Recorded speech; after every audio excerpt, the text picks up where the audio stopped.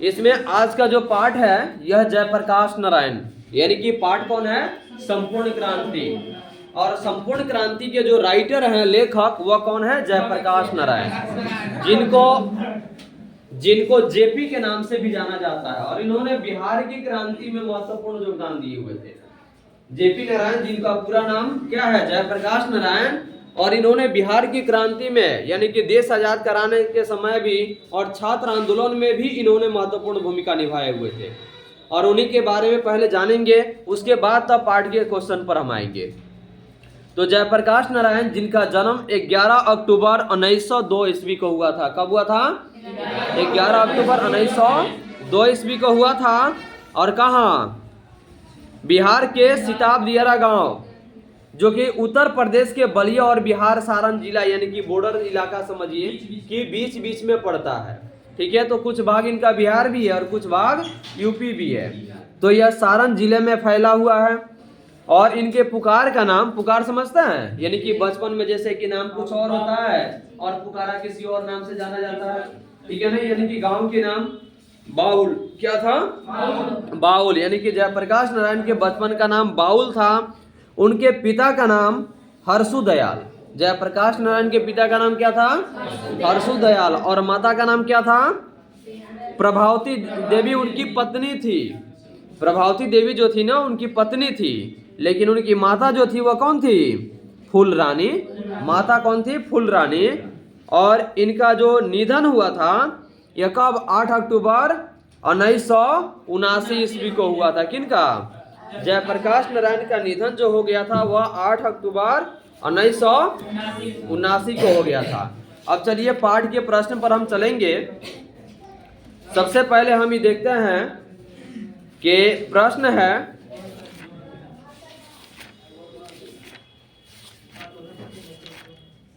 आंदोलन के नेतृत्व के संबंध में जयप्रकाश नारायण के क्या विचार थे? आंदोलन का नेतृत्व वे किस शर्त पर स्वीकार करते थे? देखिए, सबसे पहली बात, जब आंदोलन, छात्र आंदोलन, कौन से आंदोलन? छात्र आंदोलन जब चल रहा था उस समय जयप्रकाश नारायण बूढ़े हो चले थे, यानी कि उम्र इनकी आंदोलन करने लायक नहीं था, लेकिन आंदोलन का नेतृत्व करने के लायक इनके पास क्षमता उतनी थी, जिसकी वजह से अनुभवी थे। और अनुभवी होने के बाद इनसे सारे छात्र लोगों ने उनसे मिले, लेकिन मिलने के बाद उनके एक वो शर्त आया, बात सबकी सुनेंगे, राय सबकी लेंगे, लेकिन फैसला सिर्फ किसका होगा? मेरा होगा। यानी कि फैसला किसी और का नहीं होगा। अगर मेरी बातों से सबको संतुष्टि है तो हम छात्र आंदोलन का नेतृत्व कर सकते हैं, अगर नहीं है तो छात्र आंदोलन का नेतृत्व नहीं कर सकते हैं। इसलिए सभी लोगों ने उनकी बातों को सुने कि देख रेख सबकी होगी, बातें सबसे की जाएगी, विचार सबकी ली जाएगी, राय विचार सबकी होगी, लेकिन जो भी फैसला करना होगा जेपी खुद ही लेंगे। यानी कि वह किसी और के बातों पर भरोसा उनको नहीं था। इसलिए क्योंकि नेतृत्व करना था, आंदोलन करना था ना, तो आंदोलन का नेतृत्व करता अगर बढ़िया नहीं हो, घर का मुखिया ही बढ़िया नहीं हो, तो क्या घर सही ढंग से चल पाएगा? नहीं चलेगा ना। तो सबसे पहले घर के मुखिया की मौजूदगी में सारे घर के नेतृत्वकर्ता जो होते हैं वे घर के सारे नियमों का पालन सभी लोग करते हैं। अगर सभी लोग ही घर का मालिक हो जाए तो क्या घर वो चल पाएगा? यही कारण था कि जेपी कहते थे कि आंदोलन तो होगी, लेकिन उस आंदोलन में जो भाग लेंगे विचार सबकी ली जाएगी, लेकिन फैसला जो भी होगा सो मेरा होगा। अगर मंजूर है तो आंदोलन में शामिल होंगे, अगर नहीं है तो आंदोलन में शामिल नहीं होंगे। कोई दिक्कत? तो आंदोलन के नेतृत्व के संबंध में जयप्रकाश नारायण के यह विचार थे कि मैं सबकी सलाह लूंगा, सबकी बात सुनूंगा, छात्रों की बात जितना भी अधिक से अधिक होगा, जितना भी समय मेरे पास होगा, उनसे बहस करूंगा, समझूंगा और अधिक से अधिक बात करूंगा, आपकी बात स्वीकार करूंगा, जन संघर्ष समितियों की, लेकिन फैसला मेरा ही होगा। यानी कि आपकी हर राय सुनेंगे, आप जो कहेंगे वो हम करेंगे, लेकिन जो भी नेतृत्वकर्ता के हिसाब से जो भी फैसला दी जाएगी वो फैसला किसकी होगी? सिर्फ मेरा ही होगा। समझ में आ गया? अब तो क्वेश्चन नहीं छूटेगा ना। आंदोलन का नेतृत्व वे अपने फैसले पर मानते हैं और कहते हैं कि तब तो इस नेतृत्व का कोई मतलब है तब यह क्रांति सफल हो सकती है, और नहीं तो आपस की बहस में पता नहीं हम किधर बिखर जाएंगे और क्या नतीजा निकलेगा। कहने का मतलब यह था जेपी नारायण का, जयप्रकाश नारायण का, कि फैसला जो भी होगी, अगर सबकी बातें रखेगी और सबके विचार के अनुसार से चला जाएगा तो कोई फैसला सही ढंग का नहीं होगा। लेकिन सबके विचार ली जाएगी, लेकिन फैसला मेरे अनुसार होगा और उस फैसले के आधार पर कोई काम की जाएगी तो हमें सफलता मिलेगी। अगर सबकी राय के अनुसार, सबके अनुसार अगर चला जाएगा तो सफलता नहीं मिलेगी। अगला क्वेश्चन है, जयप्रकाश नारायण के छात्र जीवन और अमेरिका प्रवास का परिचय दें। इस अवधि की कौन सी बातें आपको प्रभावित करती है? प्रवास का मतलब ही होता है एक स्थान से दूसरे स्थान पर जाना। समझ में आ रहा है ना? एक स्थान से दूसरे स्थान पर जाना। जाने वाले को प्रवासी कहते हैं और जाने की प्रक्रिया को प्रवास कहते हैं। तो जयप्रकाश नारायण छात्र जीवन के समय इन्होंने कहाँ गए थे? अमेरिका के लिए प्रवास किए थे। तो इस सब का परिचय देना है, यानी कि क्या क्या उनका विचार था। तो जयप्रकाश नारायण का प्रारंभिक शिक्षा घर पर ही हुआ था। 1921 ईस्वी के जनवरी महीने में पटना कॉलेज में वे आईएससी के छात्र थे और उसी समय वे गांधी जी के असहयोग आंदोलन के साथ करीब 1.5 वर्ष से ही मेरा जीवन बीता था कि मैं फूलदेव सहाय वर्मा के पास भेज दिया गया कि प्रयोगशाला में कुछ करो और कुछ सीखो। मैंने हिंद विश्वविद्यालय में दाखिला इसलिए नहीं लिया क्योंकि विश्वविद्यालय को सरकारी मदद मिलती थी। यानी कि इनका सोच था कि हम वैसे संस्थान में पढ़ेंगे, वैसे संस्थान में अपनी सारी एजुकेशन लेंगे जहां पे सरकार से किसी प्रकार की सहायता उसको मिलता हो, वहां हम नहीं शिक्षा लेंगे। लेकिन इन्होंने महात्मा गांधी के आंदोलन के समय जब थे, छात्र जीवन में थे, लेकिन इनको घर से हटा दिया गया कि आंदोलन में रहेंगे तो देखा जाए कि भी ये भी आंदोलन में शामिल हो जाएंगे, इसलिए इनको बाहर दूसरे जगह भेज दिया गया। आंदोलन का उसके बाद है, बचपन में स्वामी सत्यदेव के भाषण से प्रभावित होकर, मानकर चलिए कि जैसे आज आप लोग पढ़ाई कर रहे हैं, ठीक है, इतना दिन से पढ़ाई कर रहे थे, किसी न किसी की बातों को सुन करके मोटिवेट होते होइएगा और अंदर लगता होगा कि शायद हमें भी ऐसा करना चाहिए। हवाई जहाज पर उड़ते हुए व्यक्ति को देख करके आपके अंदर भी लालसा जगती होगी कि काश ये हवाई जहाज को बनाया है तो किसने बनाया है, और बनाया तो कैसे बनाया, कितनी दिमागे खर्च की कि धरती पर चलने वाला आज आकाश में उड़ रहा है कि नहीं है। उसी प्रकार से बचपन में स्वामी सत्यदेव के भाषण से प्रभावित होकर अमेरिका गया और मैंने कोई धनी घर का नहीं था, जेपी नारायण कोई धनवान परिवार के नहीं थे, परंतु मैंने सुना था कि कोई भी अमेरिका में मजदूरी करके पढ़ सकता है। मेरी इच्छा थी कि आगे पढ़ना है। मुझे अमेरिका के बगानों में जयप्रकाश नारायण ने काम किया, यानी कि मुझे जयप्रकाश नारायण अमेरिका के बगानों में भी इन्होंने मजदूरी का काम करके पढ़ाई किए हुए थे। अगर कोई सोच ले कि चलो हम गरीब हैं तो शायद वह गरीबों से भी बड़ा गरीब है। गरीब नहीं है बाबू आज के समय में कोई। एजुकेशन अगर आपके अंदर है तो गरीबी दूर करने में कोई बड़ी चीज नहीं है, लेकिन आपके अंदर नहीं है तो समझिए कि बहुत कुछ है। हाथ पर हाथ रख करके बैठने से गरीबी दूर नहीं होती है, बल्कि गरीबी के लिए लड़ना पड़ता है, तब जाकर के गरीबी दूर होती है। अगर ये सोच लेते हैं जेपी नारायण कि हम तो गरीब परिवार से हैं तो अमेरिका क्यों जा करके हम पढ़ सकते हैं, इतना तो खर्च मेंटेन नहीं हो पाएगा, लेकिन इन्होंने सुने थे कि बाहर में जा करके लोग मजदूरी करके या कोई ना कोई काम करके पढ़ाई कर सकते हैं। यही सुन सोच समझ करके जेपी नारायण कहाँ चले गए?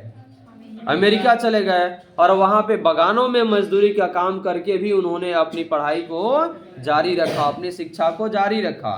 और उसके बाद में उन्होंने कारखानों में लोहे का काम भी किए और जहां जानवर मारे जाते थे उन कारखानों में भी उन्होंने काम किए। बताइए कितने नीच कहा जाता है। जानवर जहां मारे जाते हैं वैसे जगह से भी ज्यादा कोई नरक जगह होगा, वैसे जगह में भी इन्होंने अपने आप को आगे सफल करने के लिए इन्होंने घोर तपस्या ही समझिए कितनी करके तब इन्होंने आज संपूर्ण क्रांति के नेतृत्व कर्ता बन करके और जेपी नारायण के नाम से, जयप्रकाश नारायण के नाम से प्रचलित हुए। बार बार आप लोग को बोला जाता है पत्थर वही है जो ठोकर खाया तो शंकर बन गया, और ठोकर जो नहीं सह पाया वह कंकड़ बन गया। पत्थर तो वही है ना, कि ठोकर खा खा करके जो सह लिया वह शंकर बन गया, और जो टूट गया यानी कि जो उससे सहने की क्षमता नहीं थी वह टूट करके बिखर गया, वह रोड पर आज कंकड़ की तरह बिखर रहा है, कोई उसकी पूजा नहीं करता है। पत्थर वही है जिसको पूजने के लिए हजारों लाखों की भीड़ चलती है ना, और वही पत्थर है जिसको पैरों तले हम लोग उछल करके चलते हैं। तो यही कारण है कि आप जैसे सोच रखोगे, जैसे मेहनत करोगे, उसके अनुसार से सफलता तो निश्चित ही मिलेगी, देर से ही मिलेगी लेकिन मिलेगी जरूर, ये कोई रोक नहीं सकता है। हो गया, समझ में आ गया। अगला प्रश्न है आपका, जयप्रकाश नारायण कम्युनिस्ट पार्टी में क्यों नहीं शामिल हुए? कम्युनिस्ट पार्टी उस समय जमाने में थी, और जयप्रकाश नारायण इसलिए कम्युनिस्ट पार्टी में शामिल नहीं हुए क्योंकि उस समय लेनिन और ट्राटस्की का जमाना था। किसका जमाना था? लेनिन और ट्राटस्की के जमाना था। बहुआ को देख लो, ट्राटस्की का जमाना था, और 1924 में लेनिन की मृत्यु के बाद वे मार्क्सवादी बन गए, और जब भारत लौटे तो घोर कम्युनिस्ट पार्टी बन गए। लेकिन वे कम्युनिस्ट पार्टी में शामिल नहीं होकर कांग्रेस में शामिल हो गए। उनको तो कम्युनिस्ट पार्टी में शामिल होना था ना, लेकिन वे बेचारे कम्युनिस्ट में शामिल नहीं होकर के बल्कि किसमें? कांग्रेस पार्टी में शामिल हो गए। हो गया। अथवा करके इसकी दूसरी परिभाषा बता दे रहे हैं। जयप्रकाश नारायण कम्युनिस्ट पार्टी में इसलिए शामिल नहीं हुए क्योंकि उस समय भारत गुलाम था, भारत गुलाम था अंग्रेजों के हाथों, और उन्होंने लेनिन से जो कुछ सीखा था वह यह सीखा था कि जो गुलाम देश है वहाँ के जो कम्युनिस्ट हैं उनको कदापि वहाँ की आज़ादी की लड़ाई से अपने को अलग नहीं रखना चाहिए। तनी माथा उठा के रखो, अब ये लटक गया, बड़ा बाद में क्यों लटक गया? चलिए पार्ट क्वेश्चन नंबर 4 देखिए, पार्ट के आधार पर प्रसंग व्याख्या करना है।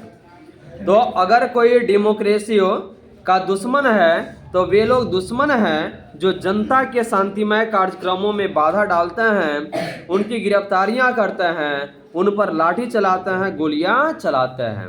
प्रस्तुत पंक्ति जयप्रकाश नारायण द्वारा रचित संपूर्ण क्रांति पाठ से लिया गया है। लेखक यह कहना चाहते हैं कि जब उनके शांतिमय प्रदर्शन जुलूस के लिए हजारों लोग आ रहे थे तो उनमें कुछ पैदल, कुछ बस से और कुछ रेल से तथा कुछ लोग ट्रक से आ रहे थे। इन लोगों में किसान, मजदूर, छात्र तथा मध्यम वर्ग के लोग शामिल थे। उन्हें बिना किसी कारण जहां तहां रोककर पीटा गया तथा गिरफ्तार भी कर लिया गया। विरोधी के इन हरकतों के कारण ऐसी निष्ठा का व्यवहार दिखाने वालों के लिए यह पंक्ति लेखक द्वारा कही गई है। कहने का मतलब हुआ कि आंदोलन करने जाने वाले व्यक्ति जो शांतिपूर्ण रूप से जा रहे थे, कोई ट्रेन से जा रहा था, कोई बैलगाड़ी से जा रहा था, कोई ट्रक से जा रहा था, कोई पैदल जा रहा था, लेकिन शांतिपूर्ण जा रहा था। लेकिन लेनिन की मृत्यु जो हुआ था ना उसके पहले, क्योंकि उस समय भारत में अंग्रेजों का शासन था, अंग्रेज नहीं चाहता था कि भारतीय कभी आंदोलन का नेतृत्व करे, क्योंकि जब आंदोलन शुरू होता तो अंग्रेज को पता चल जाती, किसी अधिकारी को पता चल जाती और वे नेतृत्वकर्ता को ही गिरफ्तार करता या उसमें शामिल 2, 4, 10 आदमी को वो मार देता, जिसकी वजह से आंदोलन हमेशा खत्म हो जाता, यानी कि टूट जाता। यही इन्होंने कहे हुए हैं कि शांतिमय कार्यक्रमों में बाधा, यानी कि आंदोलन करने वाले व्यक्ति चुपचाप शांतिपूर्ण ढंग से अपनी आंदोलन को कर रहे थे, लेकिन ये बाकी लोगों ने इनका गलत नतीजा उठाया और लोगों को गिरफ्तार करके पीटा गया और बहुत सारे लोगों को अनेक सारी कष्टें भी दी गई।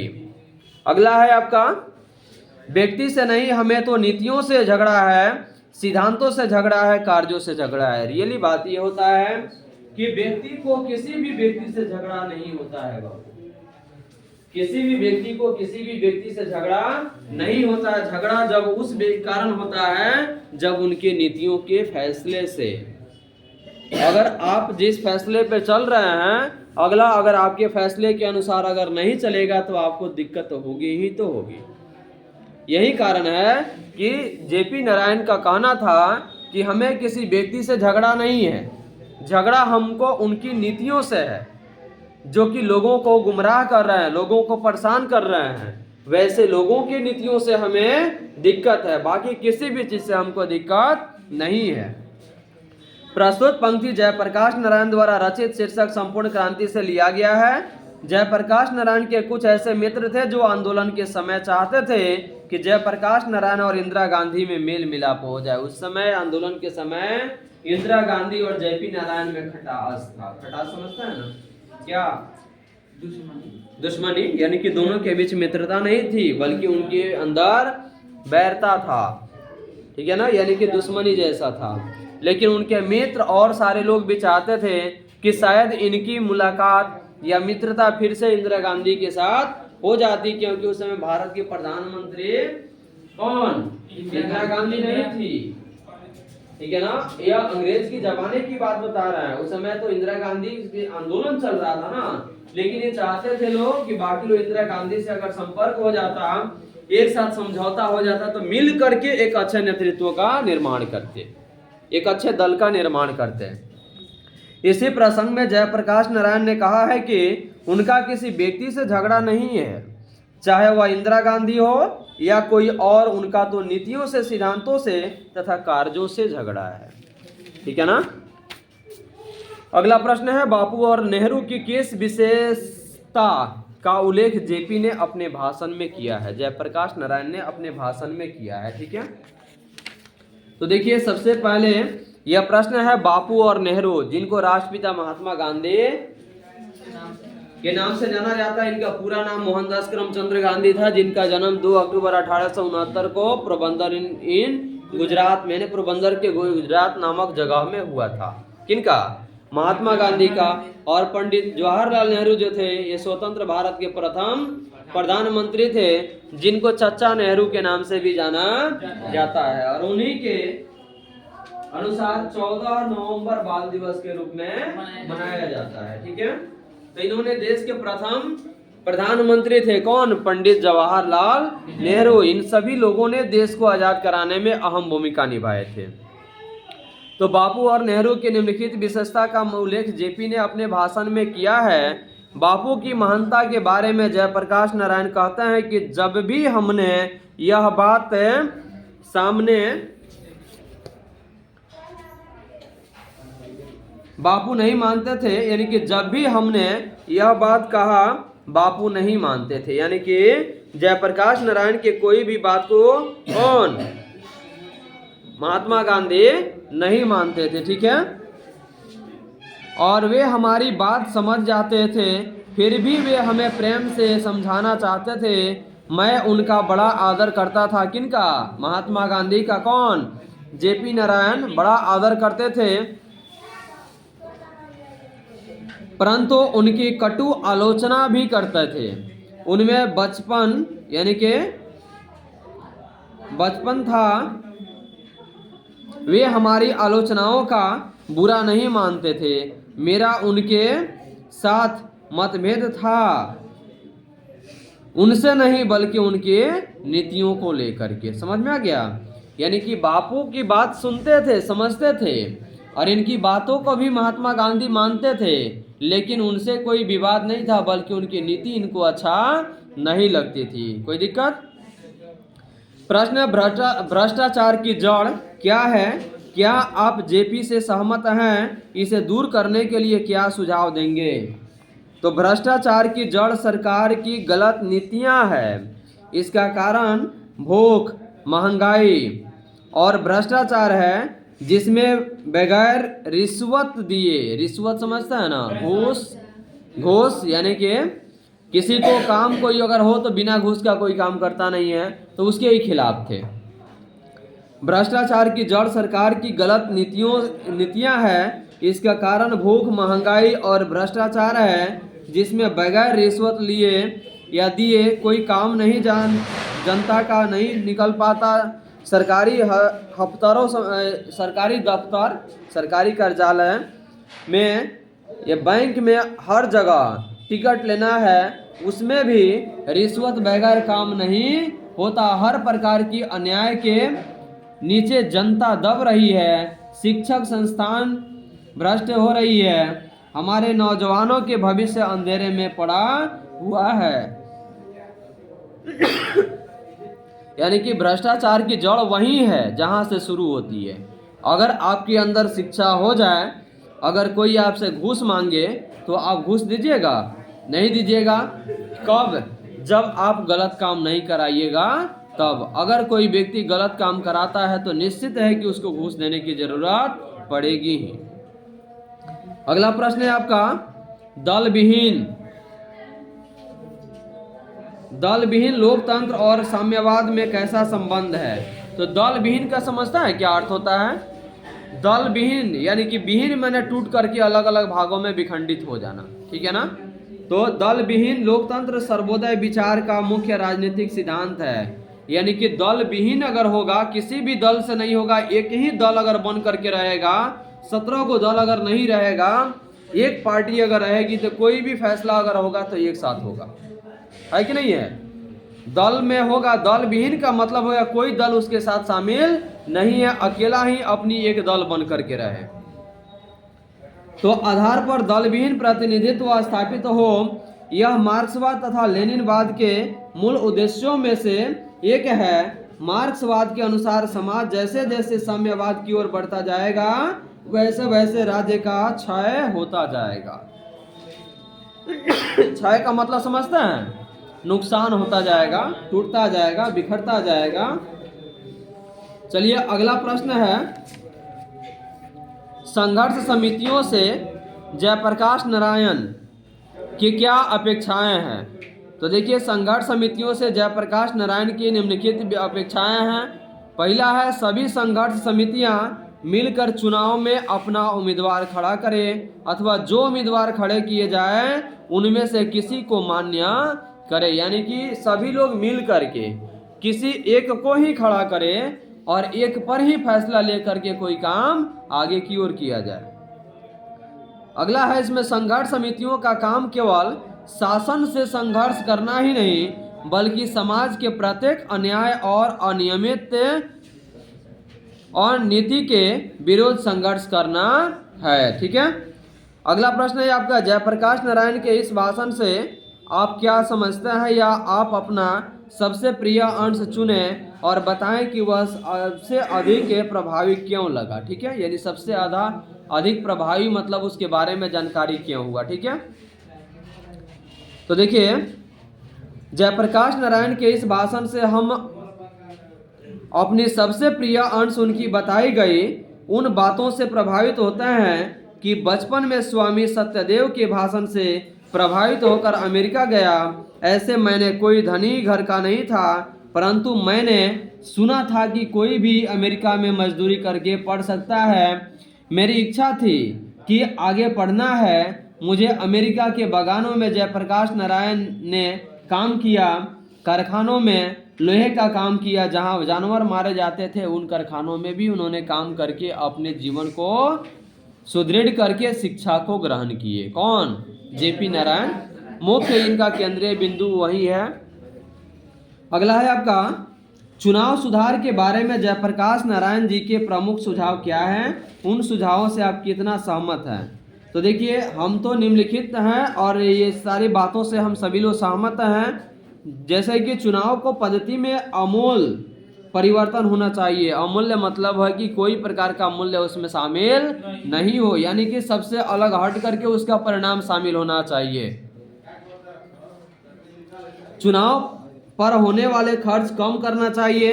गरीब उम्मीदवार के चुनाव में भाग लेने का प्रयास करना चाहिए। मतदान प्रक्रिया स्वच्छ और स्वतंत्र होनी चाहिए। चुनाव के बाद मतदाताओं का अपने प्रतिनिधियों पर अंकुश होना चाहिए। इन सुझावों से हम पूरी तरह क्या हैं? सहमत है। प्रश्न है अगला, दिनकर जी का निधन कहाँ और किस परिस्थितियों में हुआ था? तो देखिए, दिनकर जी का निधन रामनाथ जी के, यानी कि रामनाथ जी जो गोयनकार जो थे, जो इंडियन एक्सप्रेस के मालिक थे। कौन थे? इंडियन एक्सप्रेस के मालिक थे,